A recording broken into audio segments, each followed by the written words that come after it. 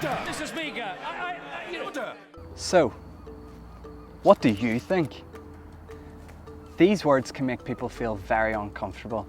What if my opinion is wrong, or foolish, or even worse, offensive? It can make you feel like you're a bit stupid. You might just go with the flow and say, yeah, I think that too. Or you might dodge it altogether with a, I don't know, or I don't care. But we should care. Opinions are incredibly important throughout all shades of life. It's important to have a point of view. We all have minds, we all have views, and it's important that we can bring all that together and express a coherent thought or point of view on it. Opinions shape society and activism.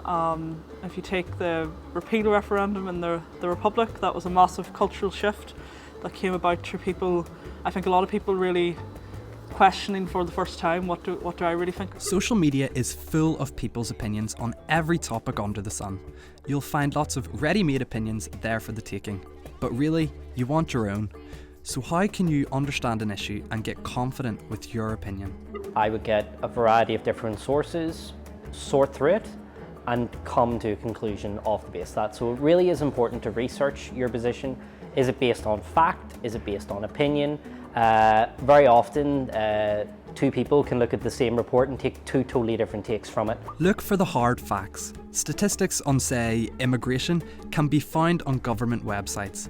They are official, verified figures that you can trust. Next, get your news from a range of different sources. This will give you a better sense of all sides of the argument. Large news organisations will have guidelines in place to ensure impartiality and accurate reporting. Newspapers will often lean towards a political viewpoint. This can affect the angle they take on major issues like immigration or the economy. They employ columnists to write opinion pieces that often back up the newspaper's stance. Blogs or social media posts don't go through the same checks and balances, increasing the chance of opinion being presented as fact.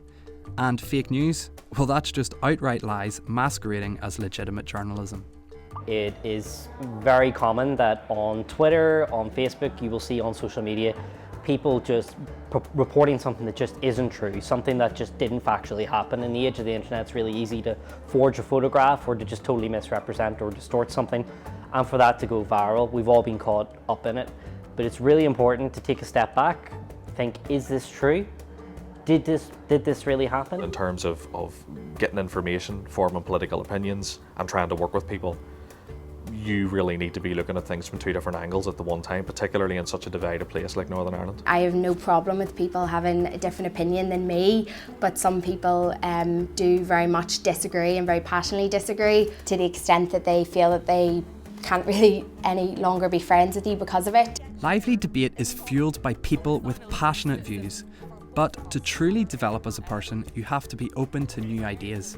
And who knows, your opinion could change completely. My current political beliefs are that I am a right libertarian. It's hard to believe that actually this time last year I would have described myself as being quite left-wing. Well, I grew up in West Belfast, which is predominantly socialist. Everybody around me believed in socialism, so I felt that, well, they must be right. There's so many people that believe in this. But it was actually through going to university and getting to meet people from other political persuasions and other outlooks that I began to question what their beliefs actually meant for me. Do yourself a favour, find 10 or 15 people who are just diametrically opposed to you and follow them. If you're an ideological Irish Republican, follow the DUP online account, follow the UUP, follow their politicians, and vice versa. If you're a unionist, follow Sinn Féin, follow people who are opposed to you. It's really important that you expose yourself to other views, because if you're just getting your opinion reinforced back to you, you're not going to be a very good debater, you're going to become a lazy thinker, and very quickly you're going to find that your opinions won't stand the test of time. How will your opinion hold up when scrutinised by other people? Try to resolve any contradictions in your argument and strengthen any points you're not so sure about. If you've done all this, then you're ready to stand your ground and speak up.